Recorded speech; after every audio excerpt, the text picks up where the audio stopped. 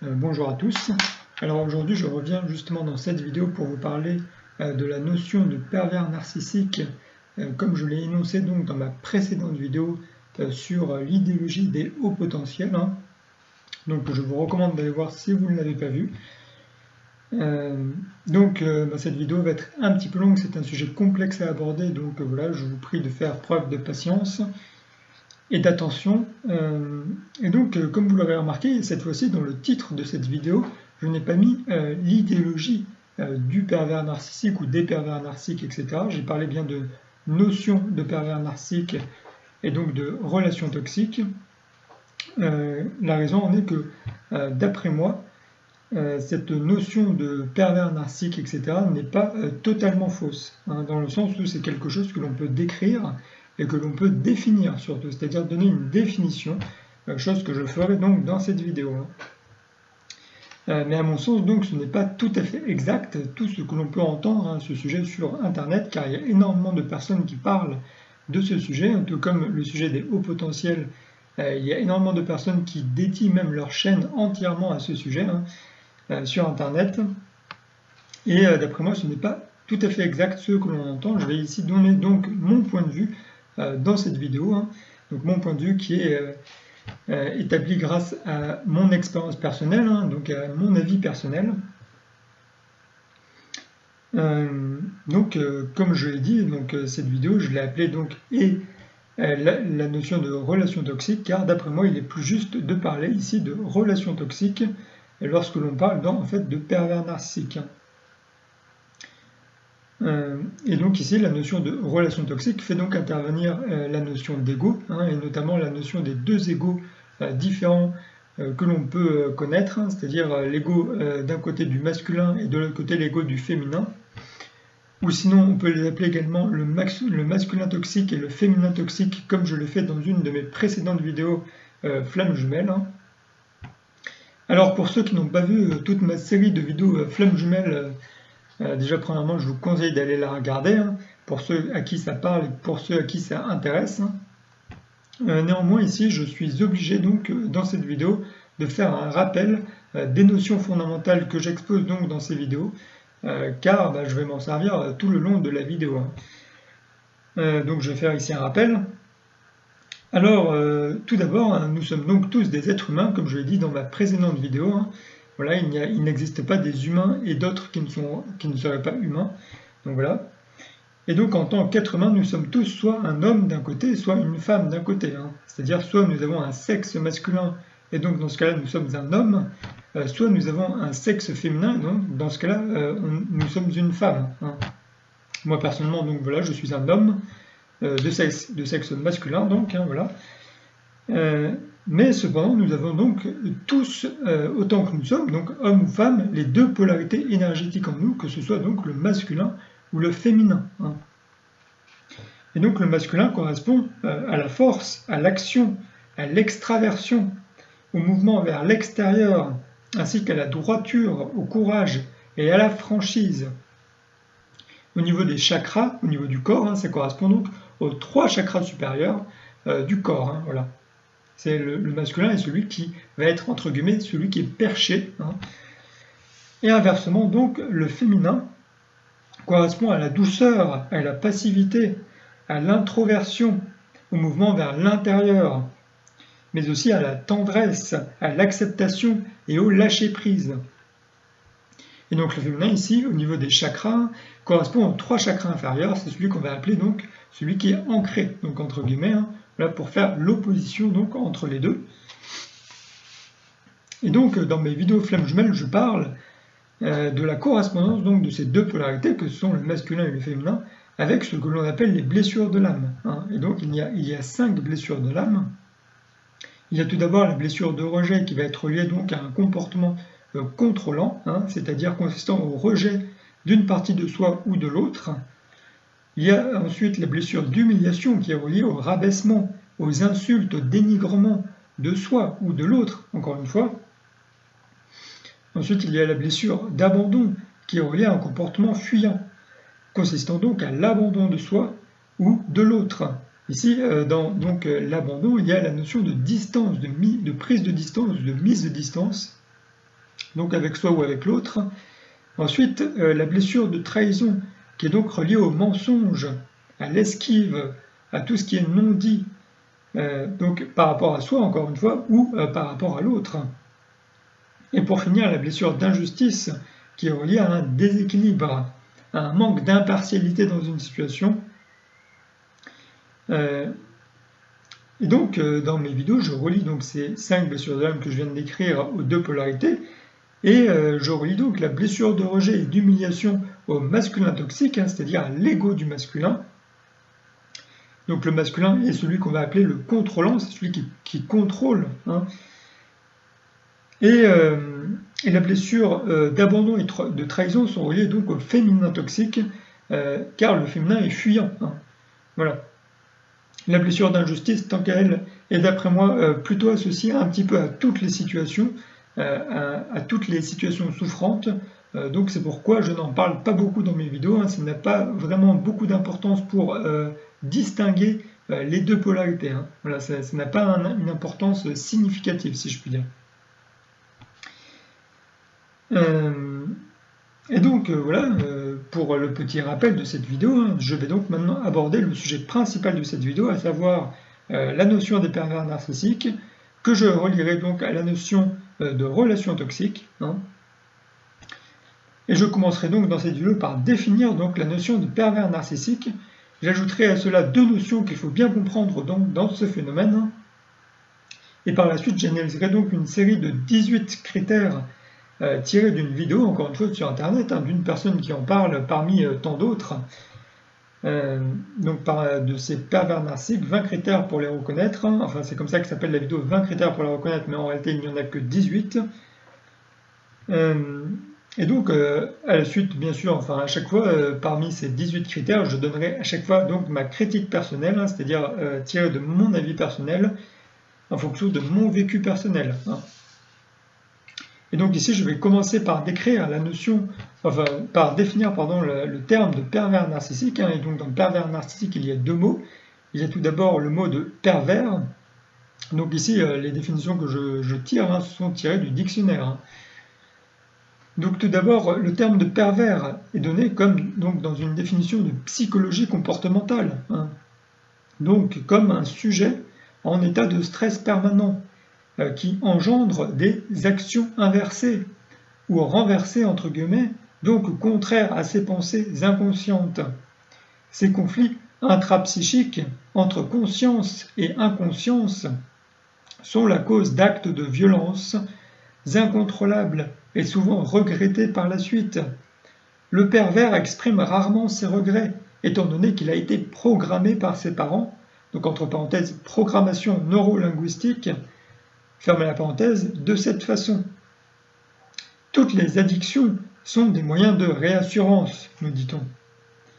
Donc déjà dans cette définition, qui est relativement complète et qui décrit bien le phénomène, on relève donc les termes de conflit entre conscience et inconscience. Donc généralement ici, quand il y a un conflit entre conscience et inconscience, mais je le décrirai plus tard, ça relève plus de la blessure de trahison. Donc voilà. Ensuite, on nous parle de violences incontrôlables, de regrets. Donc ici, la violence, c'est pas forcément que physique, d'après moi, ça peut être également verbal, ça peut être psychologique. Il peut y exister des violences de plusieurs sortes. Ensuite, on nous exprime la notion de pas d'expression de regret, de programmation parentale et également d'addiction comme moyen de réassurance. Donc ensuite, le deuxième terme, c'est le terme de narcissique. Et donc narcissique, qu'est-ce que c'est ? C'est une personne qui a de l'admiration pour elle-même. Et une autre définition un petit peu parallèle, la définition de narcissisme, c'est lorsqu'il y a une attention exclusive qui est portée à soi-même. Et donc ici, lorsqu'on va essayer de relier les 2 définitions, donc la définition de pervers et la définition de narcissique, eh bien ça nous donne la définition suivante, c'est-à-dire que le pervers narcissique est donc un sujet en état de stress permanent qui engendre des actions source de conflits entre conscience et inconscience dans le but de se potentialiser, c'est-à-dire de se donner plus de pouvoir, plus d'attention ou de plus se nourrir émotionnellement au détriment d'autres personnes. Donc voilà, parce que si on se donne plus d'attention à soi, c'est toujours au détriment d'autres personnes. Autrement dit, son énergie ici va être orientée vers sa vie, vers ses projets, vers ses envies, et vers sa personne, donc au détriment des autres personnes. Donc ici, il va pouvoir également y avoir actes de violence incontrôlables, regrets non exprimés, addiction, etc. Donc ça, c'est pour les définitions que j'ai tirées des deux mots principaux, mais il existe également une définition dans le dictionnaire qui prend en compte tout le terme donc de pervers narcissique. Et donc, cette définition dans son entier est donnée en psychologie et dit la chose suivante. On dit c'est une personnalité se mettant à l'abri des conflits internes et se faisant valoir au détriment d'un objet manipulé, comme un ustensile ou comme un faire-valoir. Et donc un faire-valoir, qu'est-ce que c'est ici, c'est important de le définir, c'est un terme utilisé soit dans le cinéma, la littérature ou le théâtre, et c'est donc un personnage destiné à mettre en valeur les qualités du personnage principal. Donc ici, c'est un personnage secondaire, entre guillemets, donc, qui met en valeur les qualités d'un personnage principal. Et donc ici, donc dans cette définition, on a la notion de manipulation d'un objet, pouvant donc être soit un objet, soit une personne, étant donc considérée comme un faire-valoir ici, c'est-à-dire une personne qui est là pour nourrir sa position principale, c'est-à-dire lui servant à atteindre ses buts et ses objectifs personnels. Ici, ça revient un petit peu à la définition donc, que j'ai donnée précédemment. Donc voilà, on a également la notion bien sûr de conflit interne, de se faire valoir au détriment d'eux, au détriment d'eux. Donc voilà, tout est dit en quelque sorte un petit peu dans cette définition pour comprendre le phénomène, mais bon, après, je vais détailler avec la notion donc d'ego et de relation toxique. Donc voilà pour les définitions de la perversion narcissique. Ensuite, je vais rajouter donc deux notions. La première notion que je voulais rajouter, c'est que généralement on entend beaucoup dire que telle personne ou que telle autre personne est perverse narcissique, que les critères de détection du pervers narcissique montrent que la personne en soi est donc pervers narcissique. Ici, à mon sens, c'est faux, car cela suppose en fait une notion, un état absolu de la personne, c'est-à-dire quelque chose tout d'abord d'immuable, c'est-à-dire qu'il ne peut pas changer dans le temps, quelque chose qui a été présent en soi dès le commencement, presque dès la naissance ou dès l'enfance, c'est quelque chose qui a été présent et quelque chose qui ne peut pas changer. Donc suppose quelque chose d'absolu, quelque chose d'immuable, et donc quelque chose qui serait inhérent à cette personne. C'est-à-dire que cette personne l'exprimerait avec tout le monde, en tout temps, etc. Et ne pourrait donc pas changer. D'après moi, ce n'est pas totalement vrai. Après, ça peut être vrai dans certaines situations, avec certaines personnes, mais d'après moi, ce n'est pas tout le temps vrai. D'après moi, la notion de perversion narcissique est davantage relationnelle. C'est-à-dire qu'on va dire qu'une personne est perverse narcissique car elle abuse ou profite d'une autre personne en particulier, que l'on va appeler ici donc la victime du pervers narcissique, généralement. C'est pourquoi, d'après moi, le terme de relation toxique, et donc relation, c'est relationnel entre deux personnes, est beaucoup plus juste ici. Et bien sûr, généralement, on dit que le pervers narcissique ne peut pas changer, parce que c'est un état immuable, c'est quelque chose qui ne peut pas changer. Mais d'après moi, c'est faux. Toute personne peut changer, d'après moi. C'est juste qu'il faut que les prises de conscience soient individuelles, que l'effort soit individuel. Il faut que ce soit donc de sa volonté à lui de vouloir changer, car il a compris que son comportement était anormal en quelque sorte, source de souffrance, tout ça. Après, c'est une notion beaucoup plus complexe que ça. De toute façon, d'après moi, tout cela est dû à un manque d'amour, à une question d'ego, de blessure de l'âme, donc comme je l'ai dit précédemment. Et donc la deuxième notion que je voulais préciser ici, ça revient aussi un petit peu au caractère soi-disant donc absolu de ce phénomène de pervers narcissique, car on va dire qu'une personne est perverse narcissique en tant donc que vérité absolue, c'est-à-dire que de tous les points de vue, une personne que l'on aurait déterminée comme perverse narcissique serait donc perverse narcissique. Alors que, bon, d'après moi, cela est encore une fois faux, car tous les témoignages en réalité de ce phénomène, tous les témoignages ou tous les critères que l'on verra en rapport donc avec les pervers narcissiques, enfin avec la perversion narcissique, adoptent toujours le point de vue de la victime. Et cela n'adopte jamais un point de vue tiers, par exemple, ou un point de vue donc de l'agresseur, par exemple. Enfin, agresseur vu comme tel, l'agresseur étant le pervers narcissique ici. Ce que je pense moi, c'est que les soi-disant donc pervers narcissiques n'ont déjà premièrement pas conscience d'être pervers narcissiques, c'est-à-dire n'ont pas conscience d'engendrer de la souffrance chez la victime, quand bien même on leur expliquerait la théorie jusqu'à un certain niveau de conscience, bien évidemment. Mais d'après moi, les personnes qui sont donc perverses narcissiques sont donc dans un mode de fonctionnement dû à leurs blessures, leur programmation, qui ont formé donc leur ego, et donc n'engendrent pas de la souffrance volontairement. Mais ce que je veux dire ici, c'est que ces personnes, il est même possible qu'elles se sentent abusées vis-à-vis de leur victime, enfin appelées victimes, et donc se sentent en quelque sorte comme victimes d'une autre perversion narcissique, etc. Donc c'est un phénomène que l'on peut voir un petit peu en miroir, c'est ce que je veux dire ici. C'est qu'en fait on décrit la notion de perversion narcissique du point de vue de la victime, mais du point de vue de l'agresseur, il est tout à fait possible qu'il se considère lui aussi comme victime, et donc en quelque sorte que l'autre, enfin sa victime, serait pervers narcissique par rapport à lui, etc. C'est un phénomène très complexe, donc voilà qu'on ne peut pas résumer en quelques mots.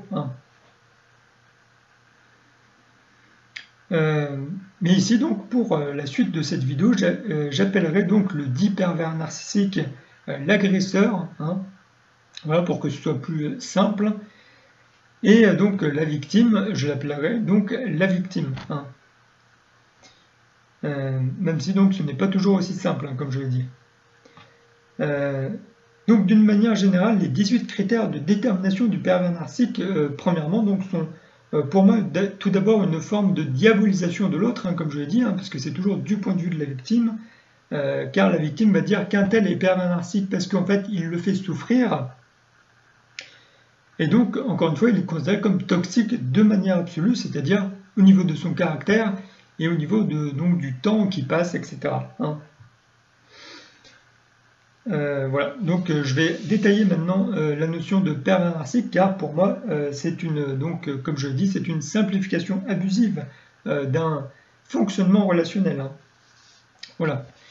Donc les 18 critères du pervers narcissique, donc d'après la vidéo que j'ai mis donc en description pour ceux que ça intéresse. Donc voilà, c'est la source de cette vidéo. Donc le premier critère qui est donné, ça va être la vampirisation de l'énergie. C'est-à-dire qu'on va dire que il va y avoir un transfert de l'énergie de la victime vers l'agresseur. Donc on nous dit ici qu'il y a une diminution de l'énergie de la victime en présence de l'agresseur, et que l'agresseur tente de contrôler, qu'il est dans le dénigrement. Donc voilà, ça c'est le critère. Donc ici, moi ce que je peux dire, c'est déjà que énergétiquement, c'est un constat de la part de la victime, c'est-à-dire que voilà, c'est un constat, elle va constater qu'en présence donc de son agresseur, du pervers narcissique, elle sent son énergie diminuer. Donc voilà, ici on revient un petit peu à la notion de faire valoir, c'est-à-dire que son énergie va vers celui de son agresseur, voilà. Donc voilà, c'est une vampirisation énergétique. Et donc ici dans la vidéo, il va nous dire que l'agresseur donc tente de contrôler et dans le dénigrement de sa victime. Donc ici on voit bien, il y a un comportement donc de contrôlant. Donc c'est-à-dire qu'ici on va être face à une personne qui va être dans l'ego du masculin, qui va être donc dans le masculin toxique, qui va contrôler, c'est-à-dire qui va rejeter et qui va dénigrer. Le dénigrement, c'est donc de l'humiliation. Donc voilà, on est donc dans un agresseur ou dans un pervers narcissique qui est totalement donc dans le masculin toxique. Voilà. Et ici, donc, souvent la victime, en réponse à cela, et de manière inhérente, si je puis dire, sera donc dans une position de retrait, de passivité, donc caractéristique du féminin. Donc voilà. ce qu'on peut dire ici. Le deuxième critère, on va nous dire que le pervers narcissique a une absence d'empathie, une froideur émotionnelle de l'agresseur, donc position défensive de l'agresseur. Hein. Alors ici, hein, ça va être une autre situation dans laquelle on va être face à une personne qui va être renfermée sur elle-même, sur une position défensive. Donc nous dit-on, car c'est vu de l'œil de la victime, hein, c'est la victime qui va voir son agresseur dans une position défensive. Donc ici, donc, un ressenti donc d'absence d'empathie et de froideur émotionnelle de la part de la victime vis-à-vis de son agresseur, car l'agresseur reste en réalité bloqué sur lui dans une forme donc d'égocentrisme. Hein.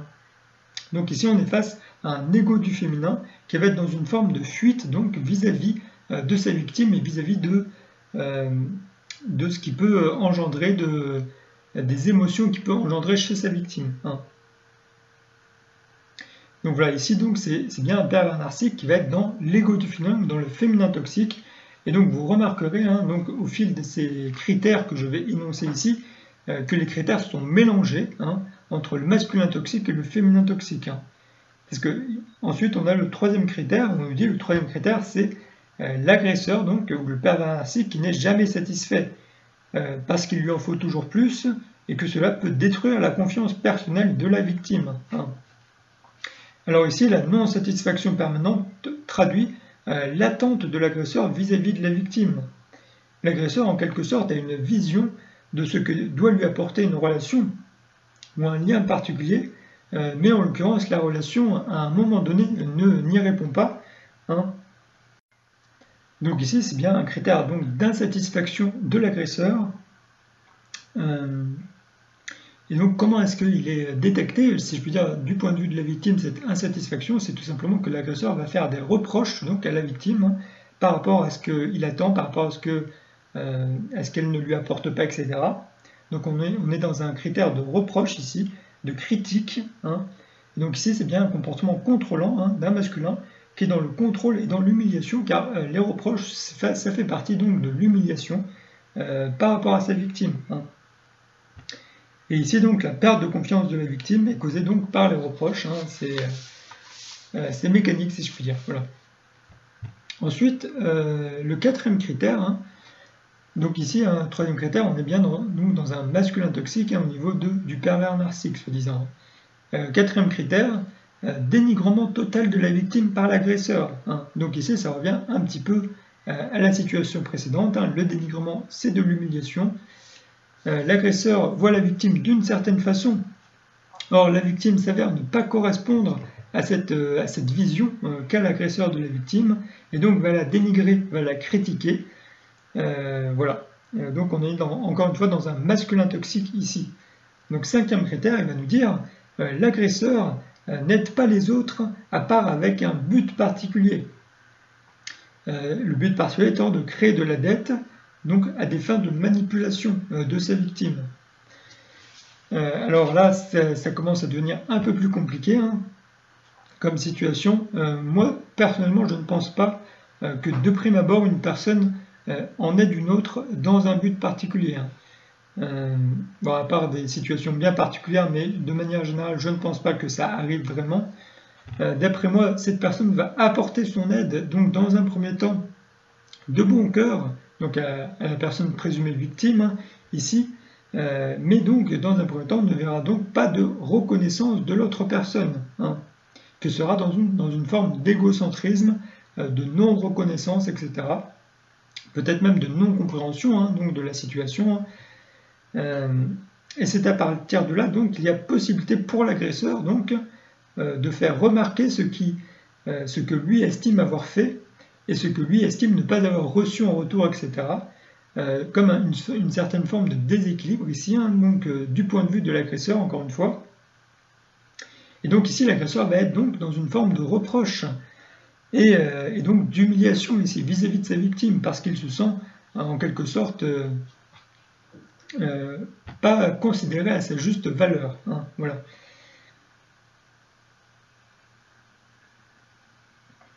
Et ici, donc, c'est seulement si le côté contrôlant de l'agresseur est très important qu'il va par la suite possiblement, hein, donc c'est pas à tous les coups, hein, possiblement envisager de faire pression, de contrôler sa victime afin d'obtenir ce qu'il jugera comme une contrepartie donc à son effort. Hein.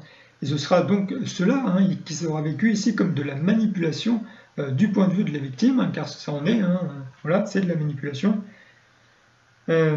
Donc ici on a un schéma relationnel bien particulier où on a un agresseur masculin toxique hein, donc qui va être dans l'humiliation et dans le rejet hein, de sa victime, qui va être contrôlant. Voilà, mais ici la victime peut aussi avoir sa part de responsabilité hein, en étant donc trop féminin toxique, trop repliée sur elle-même, trop détachée à certains moments, etc. Hein, et trop égocentrée quoi en quelque sorte hein, vis-à-vis des efforts de son agresseur ou vis-à-vis de ce que l'agresseur ferait pour sa victime. Hein.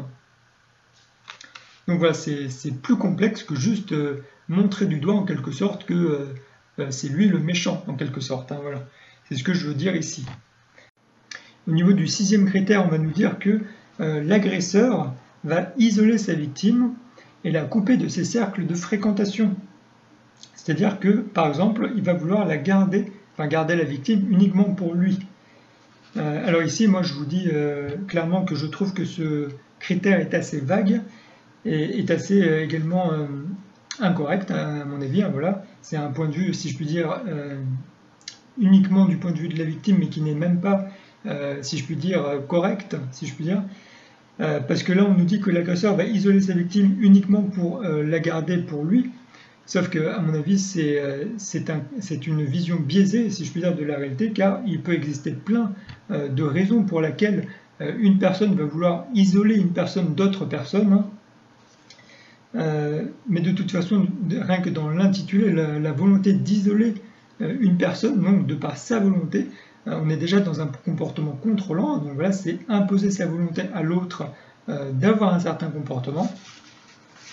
Néanmoins, ici, si l'agresseur va isoler cette personne, hein, donc va isoler sa victime, ça va être dans un but particulier. Ça va être par exemple parce qu'il va trouver que les fréquentations donc, de sa victime ne sont pas saines, sont par exemple indignes de confiance, indignes de respect, ou peuvent lui porter préjudice, etc. Donc ça va possiblement, hein, donc, dans sa psyché à lui, dans son esprit à lui, être dans l'objectif donc de protéger sa victime. Hein, donc voilà, ce n'est pas dans un but de lui faire du mal volontairement hein, ici. Hein. Donc dans la plupart des cas, ici je parle d'un cas général, bien sûr, hein, il peut exister des cas spécifiques bien particuliers. Hein. De toute façon, on ne peut pas traiter le cas spécifique dans une vidéo générale. Et donc ici, hein, tous ces critères de trouver quelqu'un indigne de confiance, indigne de respect, etc., et donc de les éloigner d'une personne, on est dans l'humiliation. Hein. Donc voilà, on va juger les autres négativement. Donc c'est de l'humiliation, et donc ici, bien évidemment, l'agresseur va être masculin toxique, car il rejette donc les envies de sa victime hein, à travers donc le rejet et l'humiliation donc voilà, des autres. Donc il est masculin toxique. Alors au niveau de ce 7e critère, maintenant, on nous dit culpabilisation de la victime, que l'agresseur la rend responsable de son malheur et de sa souffrance. Alors ce critère est un des critères les plus importants ici, hein, parce que ça montre bien en fait la construction de cette théorie des pervers narcissiques. Hein. Donc déjà ici j'attire votre attention sur le fait que, comme je l'ai dit, la théorie des pervers narcissiques est centrée donc sur le point de vue de la victime. On nous dit que la victime souffre vis-à-vis donc de son agresseur, de son pervers narcissique. Hein. Mais ici on nous dit bien donc dans l'intitulé même de ce critère hein, que le pervers narcissique, enfin dit pervers narcissique ou agresseur, eh bien, souffre également. Hein. On nous dit la rend responsable de son malheur et de sa souffrance.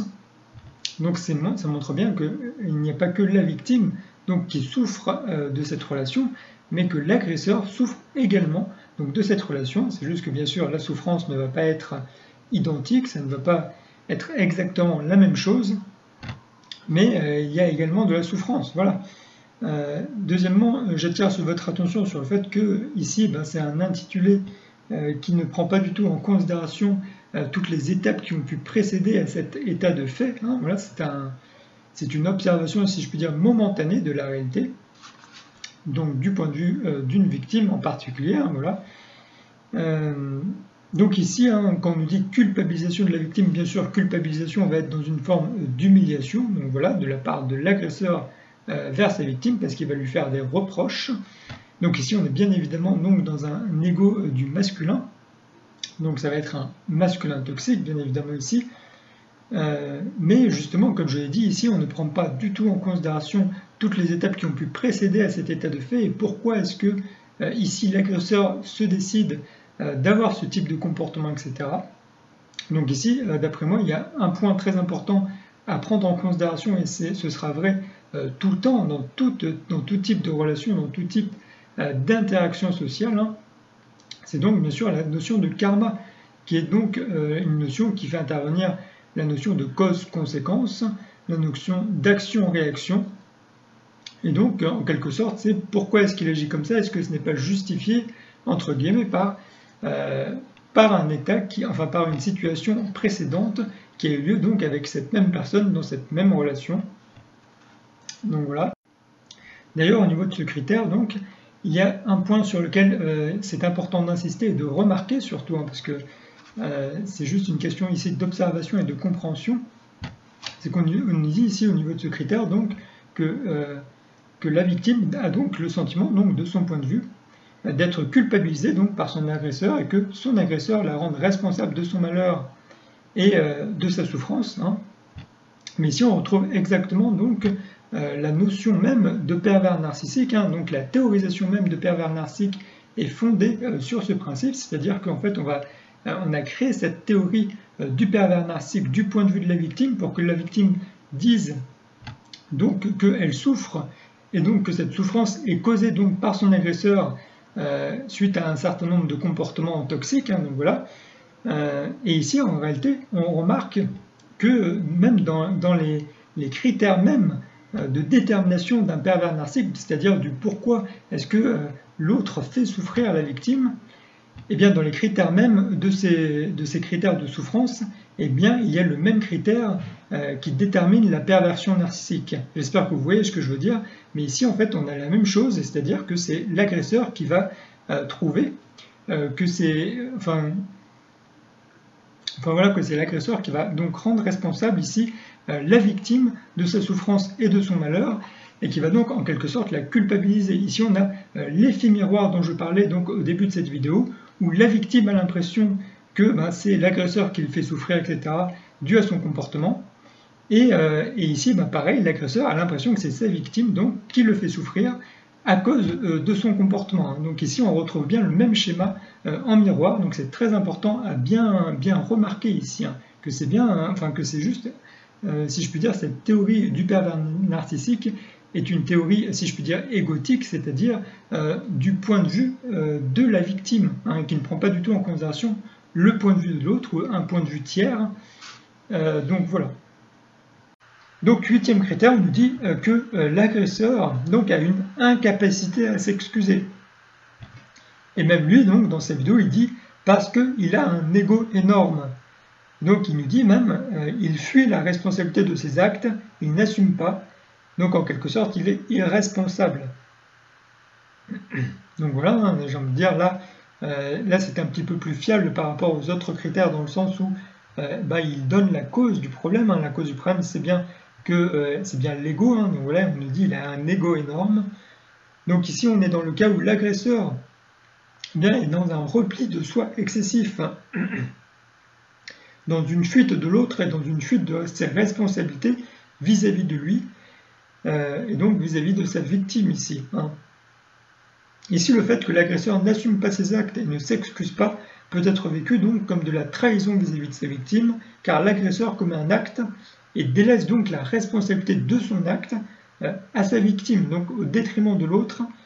Donc ça peut être considéré donc comme de la trahison. Hein. Et en même temps, il est dans une forme de fuite, car il se détache totalement de ce que peut ressentir la victime. Et donc ici, on est dans un agresseur qui est dans le féminin toxique. Hein. Mais ici, hein, j'insiste donc sur le fait que cette souffrance que le féminin, donc que l'agresseur ici vis-à-vis de l'autre, n'est pas forcément volontaire. Hein. Ça peut être tout simplement dû à une programmation de l'enfance, etc. Enfin, comme il a été dit dans les définitions au départ. Donc voilà, 8e critère. 9e critère, on nous dit que l'agresseur est dans le déni, qu'il ne reconnaît pas le mal réel qu'il fait, qu'il n'assume pas ses actes, qu'il ne conceptualise pas une partie de la réalité. Ça a été dit dans la vidéo. Alors ici, cela se rattache donc un petit peu au point précédent que je viens de dire. C'est-à-dire que donc le déni, déjà, c'est une forme de trahison de soi et de l'autre. Mais on nous précise ici aussi qu'il y a un manque de conceptualisation de la réalité, de reconnaissance du mal qu'il fait. Et cela donc montre, d'après moi, d'après mon point de vue, que le féminin est trop présent donc par rapport au masculin, car comme je l'ai dit, le masculin c'est ce qui va symboliser donc les chakras du haut, c'est ce qui va symboliser l'intelligence, la conceptualisation, alors que le féminin va être ancré, c'est celui qui va être dans un repli sur soi, qui va être dans un côté émotionnel, donc qui va beaucoup moins conceptualiser les choses. Donc ici on est vraiment dans une carence de masculin, donc vis-à-vis de l'agresseur, et dans un féminin qui va être trop présent. Donc voilà, donc l'agresseur ici, encore une fois, donc dans un féminin toxique, voilà, parce qu'il est dans le repli de soi, dans une trahison de soi avec le déni, etc. Et voilà, c'est un petit peu la même chose que le point précédent. Donc 10e critère, on nous dit que l'agresseur, enfin qu'il y a présence de double jeu de la part de l'agresseur. C'est-à-dire qu'il va y avoir tout d'abord des phases de gentillesse, on nous dit calculées et éphémères, et des phases de destruction, et on nous dit longues et douloureuses. Alors là, les qualificatifs donnés de calculées et éphémères ou longues et douloureuses sont d'après moi des ressentis possibles de la part de la victime, mais ce n'est pas vraiment factuel. Je ne pense pas que les phases de gentillesse que l'agresseur ou que le pervers narcissique donnerait donc à sa victime soient calculées, c'est-à-dire volontaires. Quoi qu'il en soit, ici, il y a une alternance donc de phases. Et lorsqu'il y a une alternance de phases comme ça, on est dans une forme de blessure de trahison de la part de l'agresseur, donc vis-à-vis de lui et de l'autre. C'est-à-dire qu'ici, on est dans un agresseur qui va être dans le féminin toxique, donc d'après moi.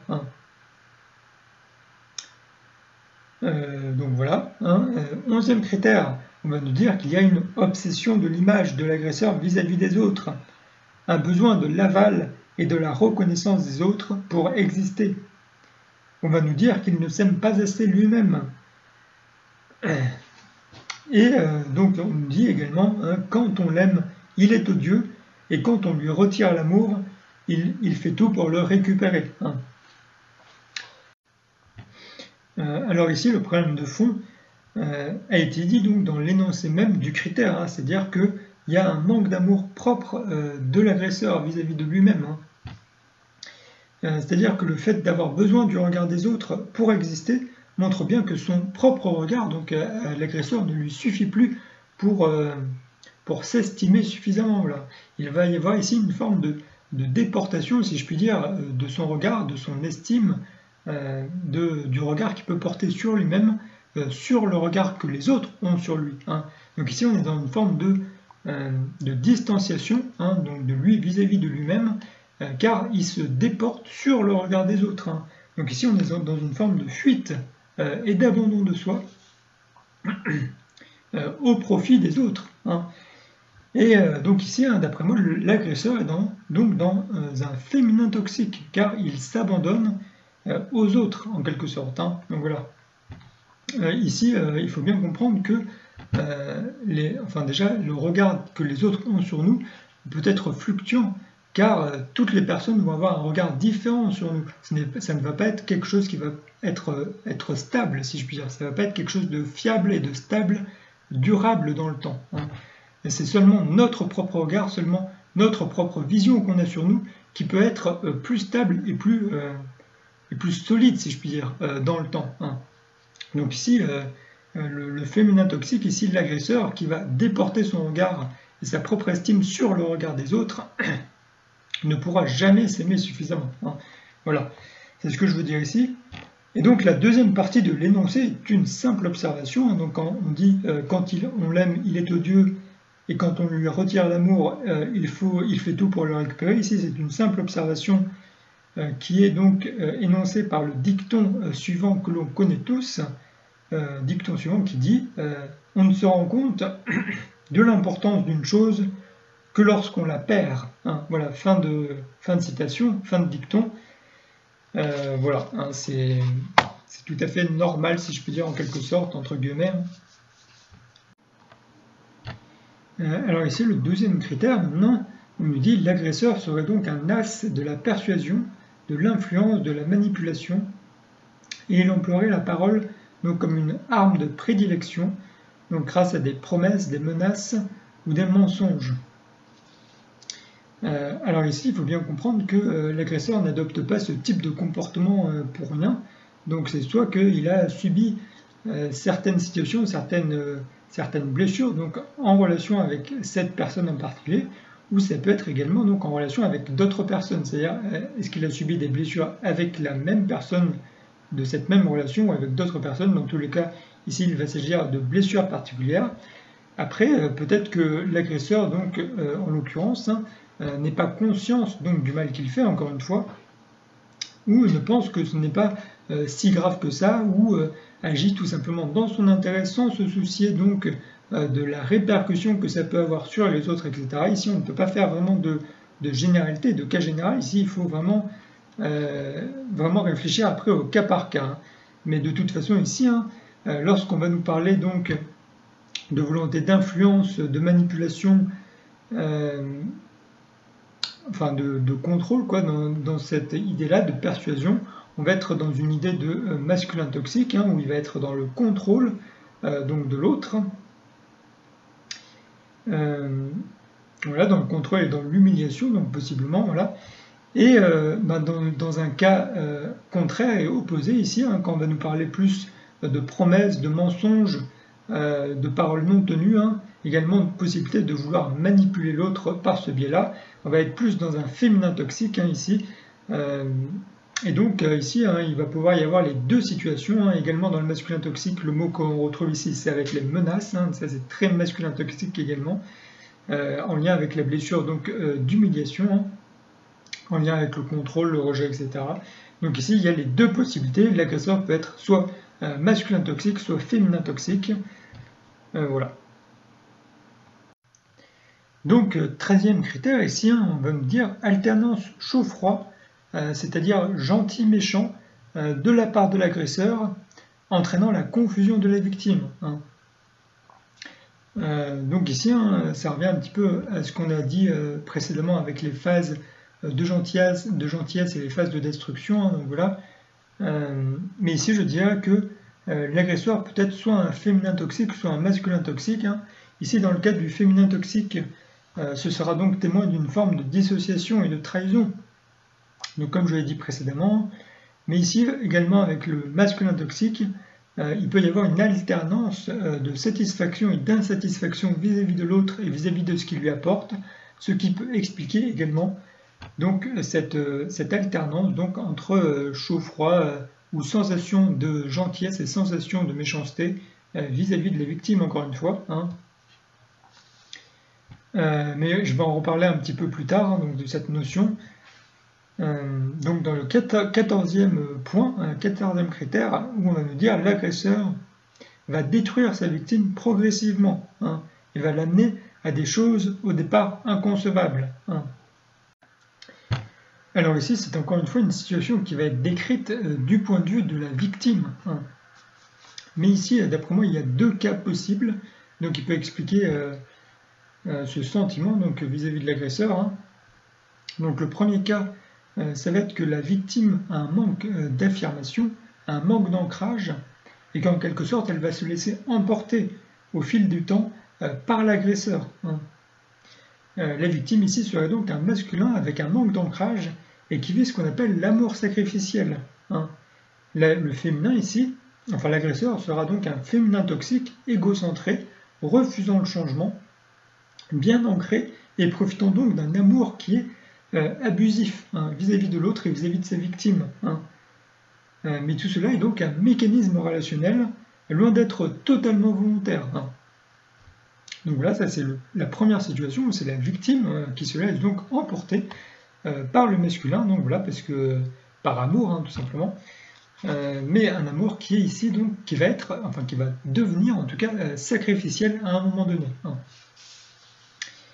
Et donc le deuxième cas, ça va être le cas où la victime a un manque de conceptualisation, un manque de compréhension de la situation qu'elle est en train de vivre avec l'agresseur. Elle ne se rendra tout simplement pas compte de la manipulation sous-jacente de l'agresseur qui l'influencera afin d'obtenir ce qu'il souhaite. La victime ici est donc un féminin, alors que l'agresseur va être un masculin toxique ici, dans le contrôle et donc dans la manipulation. Donc là, le masculin ici va savoir donc ce qu'il fait, parce qu'il est tout à fait conscient de ce qu'il fait. Après, il peut trouver cela tout à fait normal, donc de son point de vue personnel à lui, même si ça peut ne pas l'être, voilà, du point de vue de tout un chacun. Mais ici, le féminin n'a pas conscience de ce qui est en train de se passer. Voilà. Donc voilà, donc 15e critère, on va dire l'agresseur serait psychorigide, avec une impossibilité d'évolution, il ne saurait pas se remettre en question et répéterait sans arrêt les mêmes erreurs. Alors ici, juste sur le terme de psychorigidité, c'est assez flou en réalité comme terme, car cela peut concerner tout le monde en quelque sorte. Cette situation peut être vue même de la même façon du point de vue de la victime ou du point de vue de l'agresseur,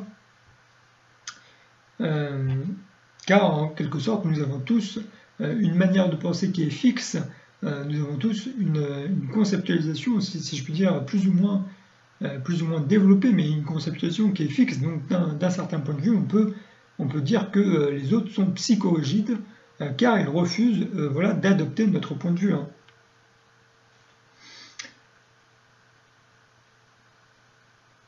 Ici, dans la situation donc présente, donc que ce soit la victime ou l'agresseur, ici on ne peut pas vraiment savoir c'est lequel, on va en avoir un des deux qui sera donc le féminin toxique, qui restera donc égocentré, centré sur lui, qui refusera de changer, ne verra pas le mal qu'il fait et se détachera de l'autre. Il sera dans une volonté de ne pas s'abandonner lui-même, de ne pas s'abandonner à l'autre. Donc voilà, ici, on sera donc dans un féminin toxique, et donc dans l'autre cas, l'autre personne ici sera donc dans un masculin toxique qui attendra quelque chose en particulier de la relation, mais ne l'obtiendra pas et refusera de modifier ses aspirations. Il sera donc dans la volonté de ne pas se rejeter pour l'autre. Voilà. Donc dans un cas comme dans l'autre, on peut voir une psychorigidité externe, si je puis dire, du point de vue de l'autre, mais ce ne sera pas tout à fait la même situation. Donc voilà, 16e critère, on nous dit inversion des rôles de responsabilité de la part de l'agresseur. Il nous dit même, au moment où la victime décidera de s'affirmer vis-à-vis du pervers narcissique, ce dernier sera choqué et inversera les rôles. Alors ici, d'après moi, il faut bien comprendre que tous autant que nous sommes, donc nous avons une manière différente, donc comme je l'ai dit, de concevoir le monde, la relation et les autres. Donc ici, on est dans le cas où donc la victime s'est laissée embarquer par son agresseur en quelque sorte, mais décide donc de s'affirmer à un moment donné, de verbaliser sa souffrance et son désaccord. Ici, l'agresseur peut ne pas comprendre réellement la souffrance de sa victime ou réellement l'impact que ces actes ont eu sur sa victime, donc, et pourra même également donc retourner la situation vis-à-vis de sa victime parce qu'il estimera que lui aussi, il a souffert, que lui aussi, il a fait des efforts pour aller vers l'autre, etc. Donc ce sera quelque chose qui sera vécu de son point de vue. Et il pourra donc tout aussi bien retourner la situation, donc comme il est dit donc dans cet énoncé de ce critère, car de son point de vue, il estimera avoir vécu un petit peu d'autres souffrances, mais aussi une situation souffrante, si je puis dire. Ici, il s'agit donc d'une mécanique relationnelle complexe, et donc il est abusif de simplifier en quelques mots et en montrant du doigt une personne comme étant la source de nos souffrances, si je puis dire. Il y a ici la notion de karma à prendre en compte, encore une fois, où les actions précédentes donc, ont pu influer sur les actions présentes. Voilà. Donc ensuite, 17e critère, on va nous dire qu'il y a un discours paradoxal de l'agresseur. Paradoxal dans les actions entre les actions et les paroles, ou une contradiction dans ce qu'il dit à travers le temps. Alors ici, ce que je veux dire, c'est que hormis bien sûr les cas où une personne peut changer d'avis, voilà, reste à voir aussi pourquoi une personne change d'avis. Mais encore ici, il faut voir après au cas par cas. On ne peut pas faire vraiment de généralité, encore une fois. Mais ici, de toute façon, lorsqu'il y a discours paradoxal ou lorsqu'il y a contradiction entre les actes et les paroles, particulièrement, on va être dans un cas de trahison, donc de l'agresseur. Et donc ici, l'agresseur va être dans un féminin toxique. Et donc, 18e et dernier critère ici que je vais aborder, on nous dit que ça fait du bien à l'agresseur que la victime se sente mal. Et que quand la victime se sent bien, l'agresseur se sent mal. Alors ici, on est simplement dans un cas d'inversion énergétique entre l'agresseur et la victime, qui est une simple observation. Ça revient un petit peu au critère premier, où il y avait une vampirisation énergétique. Voilà, c'est un constat, si je puis dire. On observe que la victime sent son énergie diminuer en présence de l'agresseur. Là, c'est un petit peu pareil. C'est-à-dire qu'on va observer que la victime va se sentir mal quand l'agresseur va se sentir bien, et inversement, quand la victime va se sentir bien, l'agresseur va se sentir mal, etc. Mais ici, je ne dirais pas que ça fait du bien à l'agresseur que la victime se sente mal, car là, ça suppose en fait une notion de volonté. Ça suppose que l'agresseur le fait volontairement, qu'il fait du mal volontairement, ce qui n'est pas tout le temps le cas d'ailleurs. D'après moi, c'est rarement le cas. Après, ça peut être le cas, je ne dis pas le contraire, mais à mon avis, ce n'est pas la majorité des situations. Donc voilà, ici, comme je l'ai dit, on est donc dans une forme d'alternance, si je puis dire. Donc, du point de vue de l'agresseur, par exemple, ça va pouvoir être une alternance entre satisfaction et insatisfaction, donc par rapport à un but recherché. Donc voilà, ici, ce serait le masculin toxique, par exemple. Et de l'autre côté, on aurait une forme d'alternance entre attachement et fuite vis-à-vis d'une personne. Et donc voilà, là on sera donc dans une personne qui sera donc dans un féminin toxique. Donc là, après ça dépend de quel point de vue on se place, mais les deux peuvent être considérés selon le point de vue en fait comme l'agresseur ou comme la victime. Donc voilà, de toute façon, cette proposition en tant que telle est relativement floue. Donc voilà, c'est assez subjectif et assez compliqué de donner plus d'explications que ça. Mais ici, j'en ai fini avec l'explication de ces 18 critères. J'espère que j'ai été suffisamment clair, parce que c'est un sujet assez complexe. Donc voilà, comme je l'ai dit. Mais si vous avez donc une autre analyse que ce que j'ai donné moi dans cette vidéo, n'hésitez pas à la mettre en commentaire. Donc voilà, je vous lirai avec grand plaisir.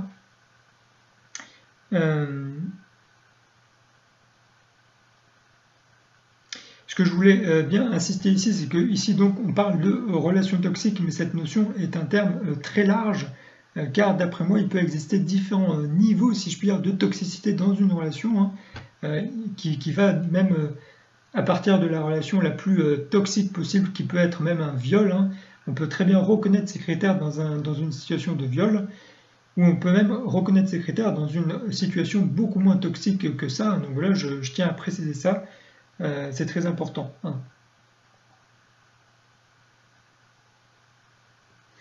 Donc ici, je vais conclure cette vidéo en disant que toute cette théorie sur la perversion narcissique existe principalement du point de vue donc, de la victime, comme je l'ai dit au début de cette vidéo. C'est-à-dire que la victime, c'est donc une personne qui souffre au sein d'une relation quelconque. mais que ce mécanisme en lui-même, donc de relation toxique, fait intervenir différents mécanismes égotiques que j'ai décrits dans cette vidéo, et qui provient donc soit du masculin toxique, soit du féminin toxique. Dans les deux cas ici, il est question de manque d'amour, de blessure d'âme, et l'ego est avant tout là pour se protéger de la souffrance, hein, donc que ce soit du point de vue de l'agresseur ou du point de vue de la victime. Hein. Il y a ici cependant un risque sur lequel j'aimerais attirer votre attention, hein, avec cette théorie donc des pervers narcissiques qu'on entend beaucoup sur Internet. Hein. Le risque, c'est celui de rejeter donc toute la responsabilité de notre souffrance sur cette autre personne. Hein. Et nous-mêmes donc de se déresponsabiliser de notre propre part de responsabilité. Car ici, je l'ai bien montré, j'ai bien insisté tout au long de la vidéo qu'il y a une notion de karma à prendre en compte, hein, c'est-à-dire une notion d'action-réaction, une notion de cause-conséquence, hein, c'est-à-dire que nos actions passées peuvent avoir une influence sur le comportement présent de la personne en question. Hein.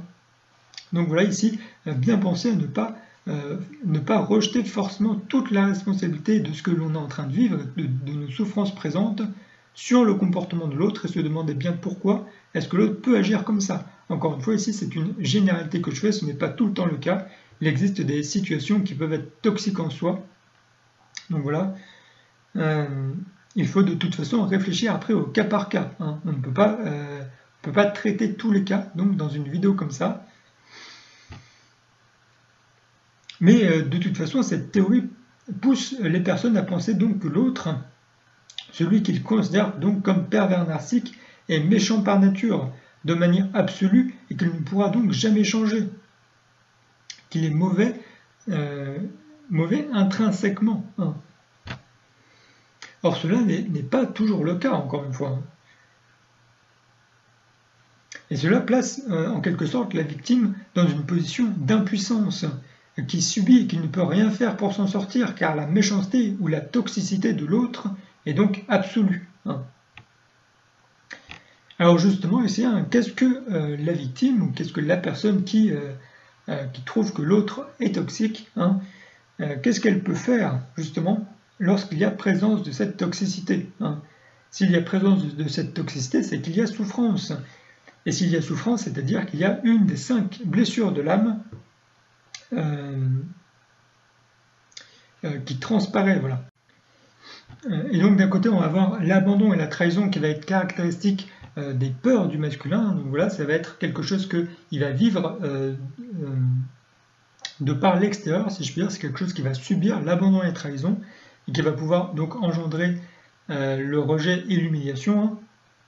Et inversement, il va y avoir de l'autre côté le rejet et l'humiliation qui vont être les peurs du féminin. Donc voilà, comme je les ai énoncés dans mes vidéos flammes jumelles. Hein, voilà. Et rejet et humiliation qui va entraîner donc la fuite, donc l'abandon et la trahison vis-à-vis de l'autre. Hein. Ensuite, bon, la 5e blessure de l'âme, ça va être l'injustice, mais ici, j'en parle pas beaucoup. Et donc, comment est-ce que ça va se passer dans ces cas-là? Que faire hein, lorsqu'il y a justement une de ces deux choses qui va être réveillée, qui va transparaître hein, au sein de la relation, donc relation qu'on va juger toxique ici. Hein. Dans ces cas-là, moi je dirais que le plus important, c'est de se choisir soi plutôt que de choisir l'autre, c'est-à-dire de ne pas se rejeter soi, de ne pas s'humilier soi, de ne pas s'abandonner soi, et de ne pas se trahir. Hein. Voilà. Et quand bien même donc il faudrait pour cela rejeter ou abandonner l'autre, c'est-à-dire soit rejeter et humilier l'autre, soit abandonner et trahir l'autre. Hein. Tout cela pour permettre au fait que on ne se rejette pas et on ne s'abandonne pas soi-même. C'est-à-dire ici, je dis hein, que pour lutter contre un comportement égotique vis-à-vis de l'autre personne, eh bien il faut utiliser un comportement égotique également. Donc soit le même comportement égotique, c'est-à-dire masculin contre masculin ou féminin contre féminin, soit donc un comportement égotique contraire, c'est-à-dire masculin contre féminin ou féminin contre masculin. Hein. Ici, dans le cas du masculin, ça va être un cas où on va être dans la critique, dans le fait de vouloir imposer sa vision et ses ressentis, hein, dans le fait de rejeter l'autre et de contrôler l'autre. Hein. Et dans le cas du féminin, on va être dans le fait de cacher, de se cacher, de cacher la vérité, de mentir, de fuir et d'abandonner l'autre. Hein.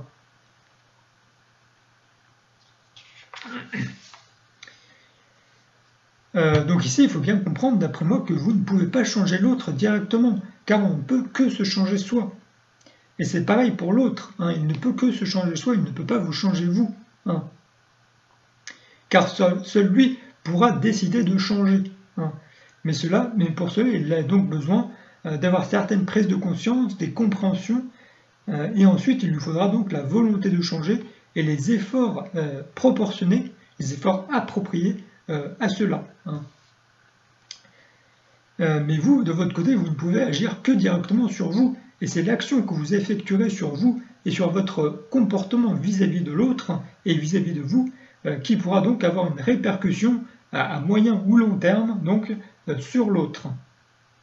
Mais cette répercussion donc, que vous allez engendrer possiblement sur l'autre reste de sa responsabilité et n'est plus de votre responsabilité. Hein. Votre responsabilité consiste uniquement donc à ne pas vous rejeter vous, à ne pas vous abandonner vous, voilà, hein, à vous choisir vous, comme je l'ai dit, plutôt que de choisir l'autre. Hein.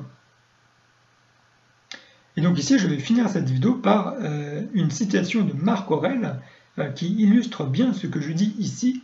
Et donc la citation, elle dit la chose suivante, ce qui dépend de toi, c'est d'accepter ou non ce qui ne dépend pas de toi. Hein, fin de citation. Donc voilà, je vais vous laisser méditer sur ces quelques mots. Sur ce, c'est la fin de cette vidéo. J'espère qu'elle vous aura plu, j'espère qu'elle vous aura intéressé et que j'ai été suffisamment clair dans mes propos pour que vous compreniez bien ce que je voulais transmettre donc, dans cette vidéo. Donc n'hésitez pas à la partager, à la commenter, n'hésitez pas à l'aimer également si vous l'avez aimé. Et donc en cette fin de vidéo, je précise comme d'habitude que je suis thérapeute en biorésonance multidimensionnelle et que je peux vous accompagner dans votre régénération de santé, dans votre chemin de guérison si vous me faites confiance et si vous le souhaitez. Donc voilà, je mets ma playlist ici, correspondante. Et sur ce, je vous souhaite une bonne journée, je vous remercie de m'avoir écouté.